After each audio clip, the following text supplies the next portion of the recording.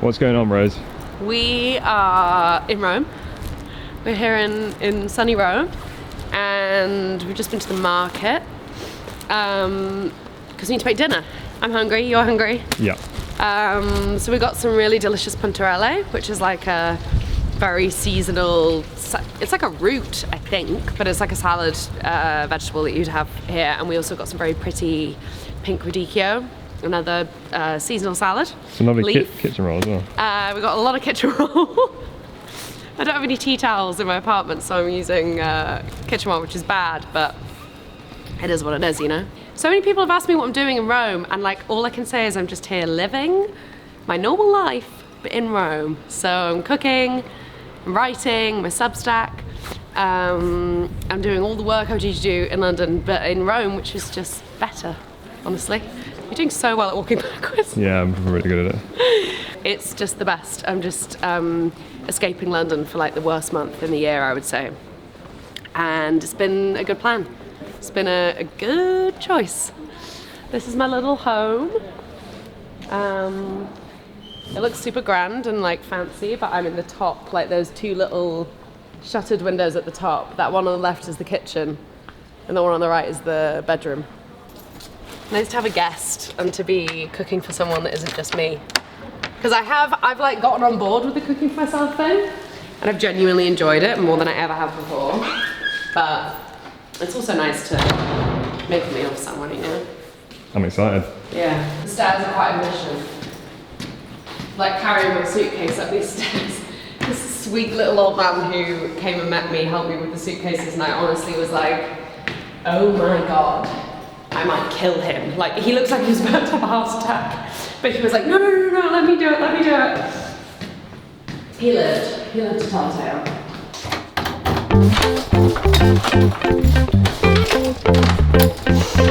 Come in. I feel like I need to turn a few lights on and make it look a bit nicer. It's all a bit dead, isn't it? Just actually style the space for a second, you know? Yeah, we're not allowed to see this yet. No.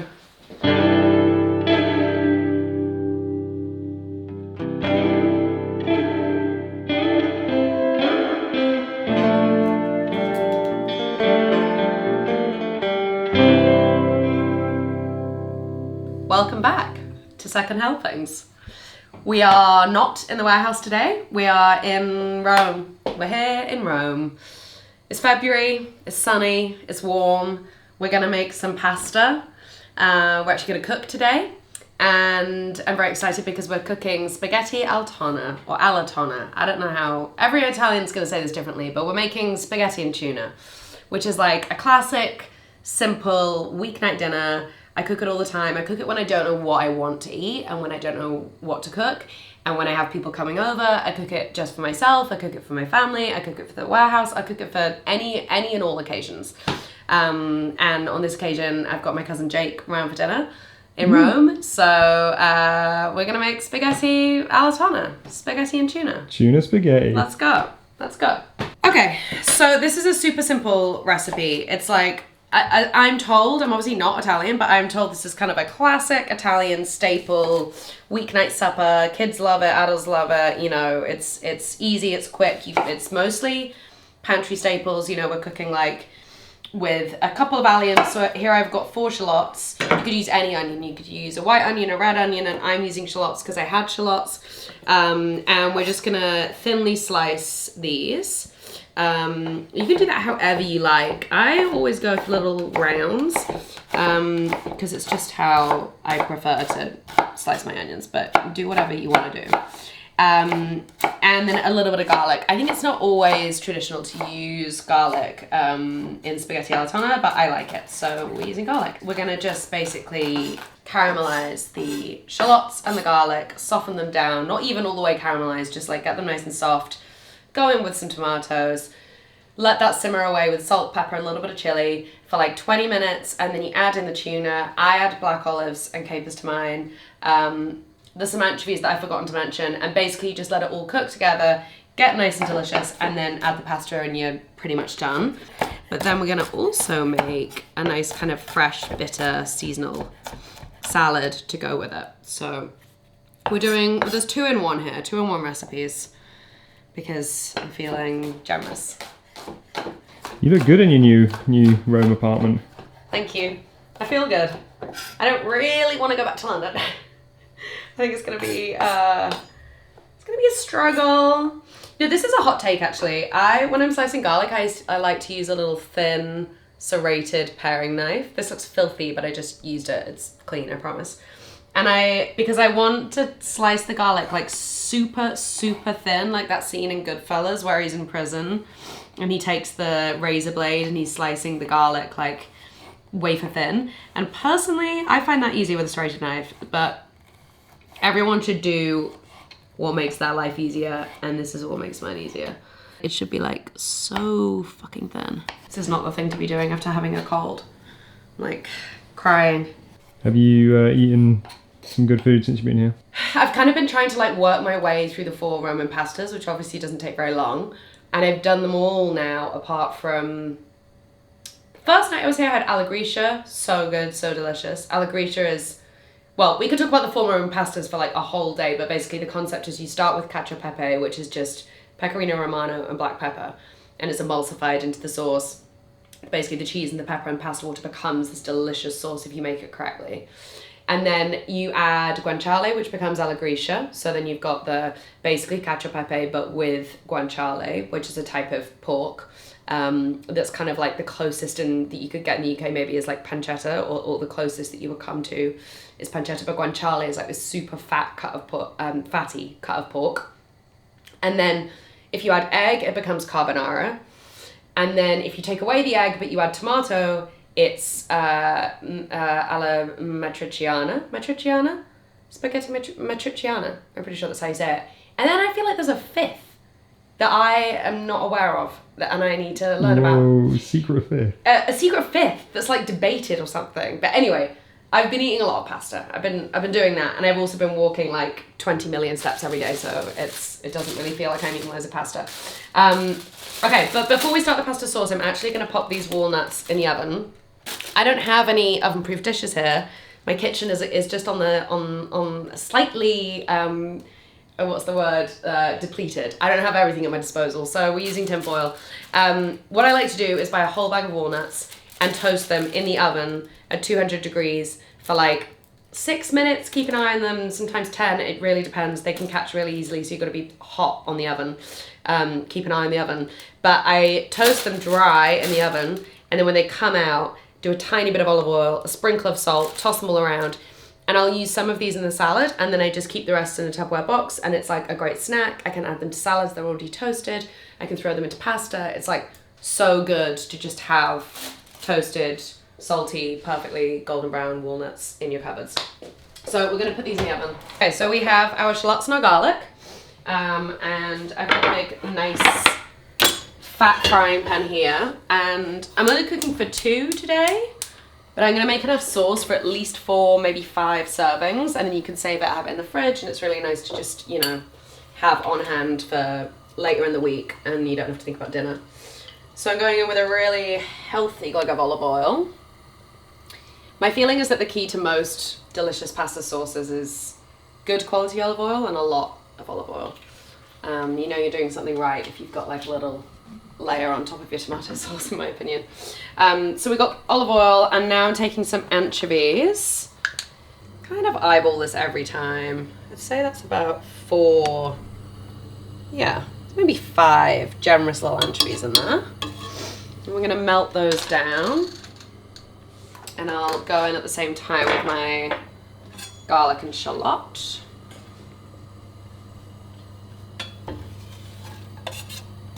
I quite like putting them into oil that's actually not that hot yet, so that you don't get a sizzle. But I find that gives you a kind of sweeter onion and garlic flavor than you do if you whack it into like roasting hot oil.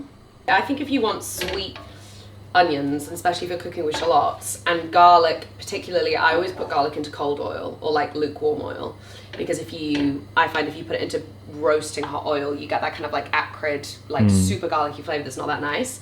And I want the kind of sweet, jammy, caramelized, yummy little flavor situation. Okay, we're just gonna do a little bit of salt, and I also add in a good grind of chili flakes. And you could do a sprinkle of chili flakes. You could add fresh chili. I've got dried, so I'm gonna do that. I'm probably also gonna go in with quite a bit of black pepper. You could do one or the other, it's totally up to you. I'm just a real spicy girl. Let's have a look. Hey! Okay, to me this is the perfect level of walnut toast. Like just golden, not blackened, but they're not like gonna taste raw inside. And as soon as they're out of the oven, I do like the teeniest, tiniest little drizzle. Pinch of salt. Crucial that you do this while they're still warm. And then whatever they're in, I just sort of like roll them around like this a little bit. All right, so whilst this is cooking, it's time for a little snack because I love to have a snack while I'm cooking. That is my kind of snack. It's you know, and we're gonna do Italian snacks. So beer for Jake, beer for me. Grazie. Cheers. Chin chin. We should be drinking Italian beer really. This is Spanish. When in Rome, how many times can we say that? When in Rome, you gotta eat like the Romans do. And so, I mean, this is just like an Italian thing, isn't it? But I bought this incredible parmesan, and I probably would not do this back home with like supermarket parmesan. But if I went to a deli and got some really nice stuff, then just like a little hunk of parmy like this is one of the best beer snacks. Like, so fucking delicious. It's kind of like sweet almost. And then Torali, I was never into Torali. I didn't understand it. I thought they were just dry, crackery, bland biscuits. My housemate Virginia got me into them. These ones have fennel seeds in them. And they're like, they are a dry biscuit. But what I find is if you have them with a little bit of the parmesan, and you kind of like, it's more like in the chewing of it all, it's got the fennel seeds in it, and I think it's got like olive oil and salt and stuff, and it just like gets better in your mouth. It's like it's the gift that keeps on giving. You know, what's dinner without aperitivo? Uh-oh. Fuck. Uh-oh. I let it burn. I might just let this cook on a really low heat while we do the next salady bit. Okay, so... Should we be honest about it? I'm gonna be honest. I let the onions burn, okay? I'm not used to cooking and talking at the same time on camera, so we're turning it right down. In my opinion, this is savable. It's not at the point where it's gonna actually taste of like acrid burn, but this is a good save. This is how you save burned onions, okay? This is my gift to you. This is an extra lesson. Turn it right down. Add your liquid instantly. So I'm going in with my passata. I've got 500 grams here of passata. And I'm gonna just like let this cook down. I'm gonna rinse this out, add some water in. I'm probably gonna end up with a more like crispy sauciness. Like I'm gonna have more texture to the sauce. I'm into that, to be fair. I'm quite into it, honestly. And also with like, it's quite a sweet sauce. You know, the tuna's quite sweet, the tomatoes are quite sweet. We've got like vinegary things going on here, so like a little bit of bitterness. I don't think it's that bad. We can always add a little bit of sugar if we need to. We could add a little bit of vinegar, which ironically I think would, it often gets rid of the taste of burn if you add vinegar. So it's not all bad. I think we caught it just in time, but this is... Moral of the story is don't spend too long on the beer and the... Moral of the story is don't be snacking. Don't be doing your aperitivo moment. This is my curse in the kitchen, is I never know when something is burning because I don't have a sense of smell, and... That's quite an interesting thing for a chef, isn't it? I know, I've never talked about it publicly. Wow. Not having a sense of smell. Yeah. It is quite a thing.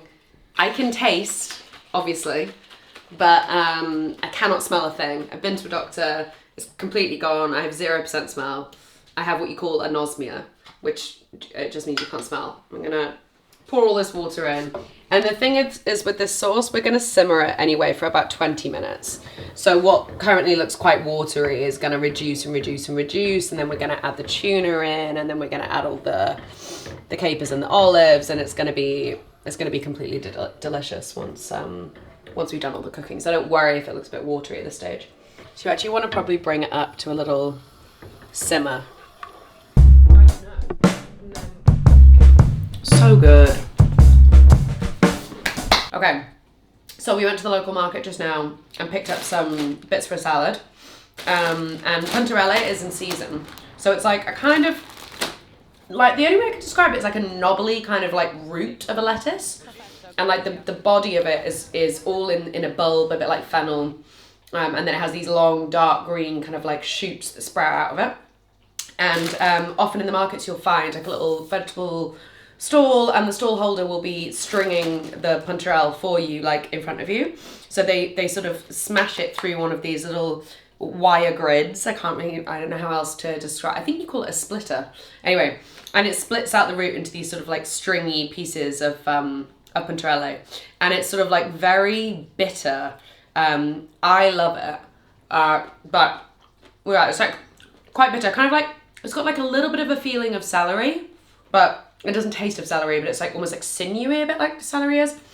Anyway, I'm not selling it, but yeah. Sorry, what were you? It doesn't sound good, but it is.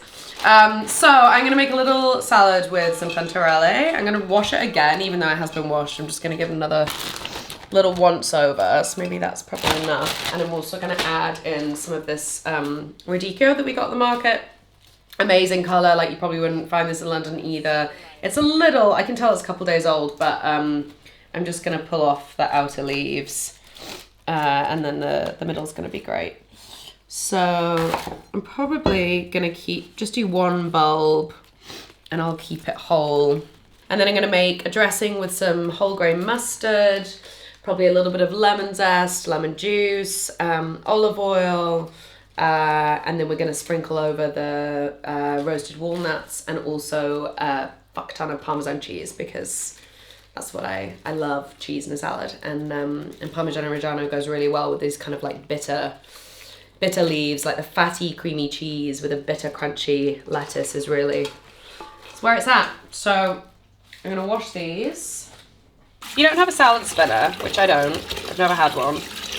I do it the way I would in a restaurant. So you just fill a massive container full of water with your lettuce in it, and kind of like move it around a bit, mix the lettuce around, and let it sit and settle. The theory is that all of the dirt sinks to the bottom of the bowl of water, and if you were to then like drain the whole thing through a colander, the dirt would then come back into all of the lettuce, and you wouldn't have done anything.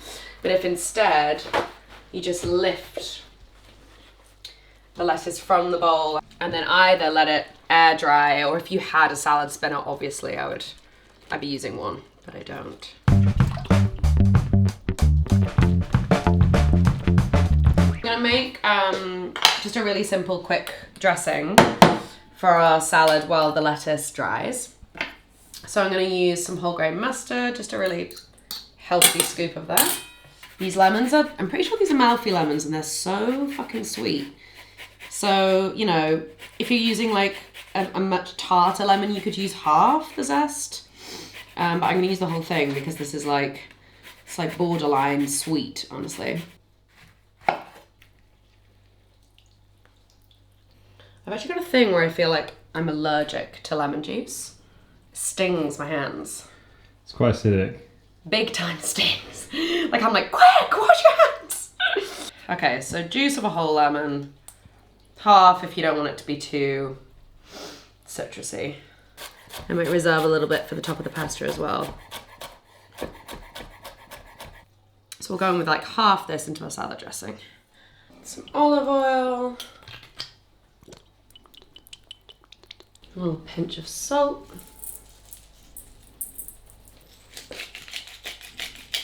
And then we'll whisk it all together and have a little taste. I don't see it needing any more vinegar, honestly, because I really went hard on the old mustard. It's good.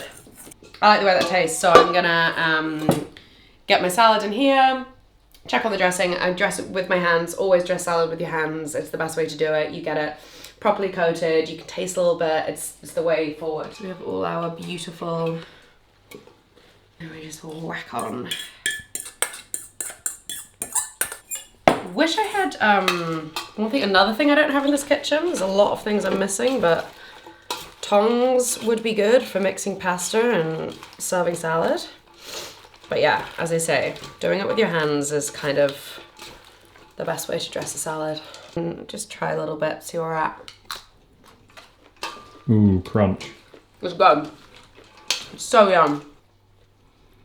And then I'm gonna top it with a couple of these walnuts. I just take them whole and literally like crush them over a salad.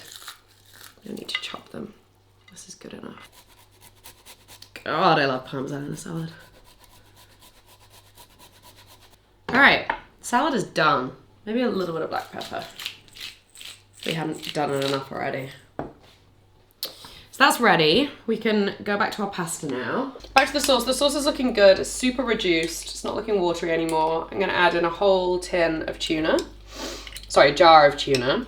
This is the good shit. It's been like preserved in oil. And if you can get it, I would say try and get jarred. Or just like tuna that's been in oil, because it's always gonna taste more delicious. And I'm gonna let this cook for like another 10 minutes with the tuna in. And I'm also gonna add in some Kalamata olives and some capers. So we're kind of, we're getting close to a puttanesca here, but with tuna. And while this is just slowly kind of simmering away, I'm also gonna put the pasta on to cook, because that'll take about maybe 8 minutes. You wanna make sure you season your pasta water well. So go in with a good amount of table salt. Woo! That was quite a lot. How hungry are you, Jake? 10 out of 10? It's like an 8.75. 8.75, okay. All right, okay, so I'm gonna just eyeball this, but this feels like a good amount of pasta to me. Okay, now I don't have tongs, which is a travesty. It's all quite like medieval. When in Rome. When in Rome. I cook pasta, whatever the packet instructions say, I do 3 minutes less, or maybe even 4 minutes less than the packet instructions. So this is telling me 10 to 12 minutes for spaghetti. Yeah, that's crazy. No way. I'm gonna do 6. I'm gonna time 6 and see where we're at 6 minutes. And then I'll add it, if it's like just al dente, I'll add it into the sauce and let it just kind of finish off in the sauce. I'm like, are we even allowed to show drinking? Do you know what I mean? If you don't put drinking in, then the shallots just burn themselves, which... Well, exactly, yeah, no, it's definitely going in.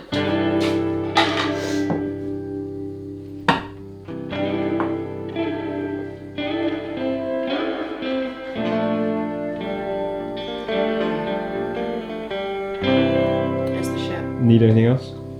No. Whoa, you smashed it. It's just so comforting. It's like, makes me feel like I'm a little girl. Even though I didn't have this growing up as like a classic dinner, I guess it reminds me just of like tomato pasta, which is something my dad would always cook. Okay, this is 6 minutes on a pasta that told me it was gonna take 10 to 12. It's definitely not done. But it's not like wildly off, you know? This is actually quite humbling to be working with a small hob. Because in the warehouse we have this like massive like 8 burner hob and I'm so spoiled. And now I like use like, honestly, like quite a generous kitchen hob. And I'm struggling. It's a bold and good move doing your first video recipe in a random flat in Rome with basically no pans or equipment. I know. And a small hob. It's quite a bold, We didn't maybe... plan it this way, did we? Bolds could be silly, stupid. Maybe a bit stupid that we did this. I like it. But in a way, I'm kind of like, you know, the bar is low. Oh, the next one's When we get back to the warehouse, the recipes are going to get bigger, they're going to get better, they're going to get more wild. This is why we're cooking spaghetti al tonno. We're going like basic, homely, delicious food that you can't resist, but that you don't need like crazy equipment, a massive kitchen, a huge fridge, tongs. Like you can do it without tongs, you know? Yeah. Any recipe you can cook without tongs is a good one, in my opinion. These are clean-ish. Clean-ish. Yeah, not good. Our pasta is ready. If I had tongs, I'd be using tongs, but I don't. So I'm gonna try and transfer the pasta with this. And the reason I do it this way rather than draining the pasta is that you sort of take some of the pasta water with you, and it means you don't have to reserve pasta water. You just kind of like, it's sticking to the pasta. It just skips a step, you know? I'd say like, maybe one of the most crucial kitchen ingredients to me is tongs. Like, who would have fucking thought it? Because like, this is a joke. After all this, I might actually have to drain the remainder of this pasta because I'm struggling to get it out. Top tip, buy tongs. Yeah, own tongs. I love how I was like, this is enough sauce for 4, but actually I think it's the perfect fucking amount for a generous 2. All right, and then here's the nice thing. You can always add more pasta water if you feel like it needs it. So like a teeny tiny little bit of pasta water, and then crank the heat just to get it. And then you can...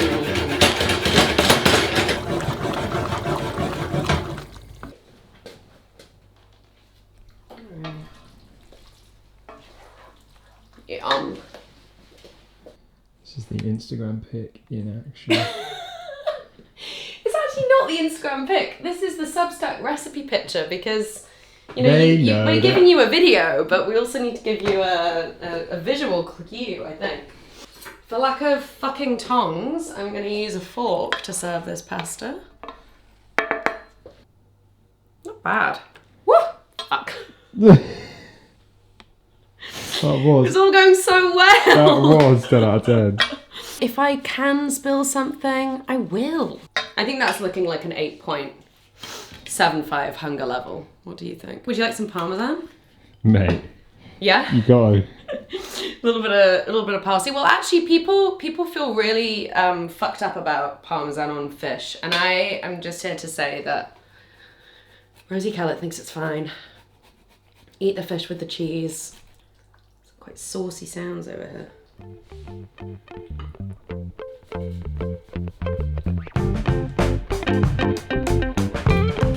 It's dinner time, I guess. Cheers. Thank you for watching episode 2 of Second Helpings. Episode 3 comes soon. More in Rome. Woo! Yeah. A Sunday off in Rome.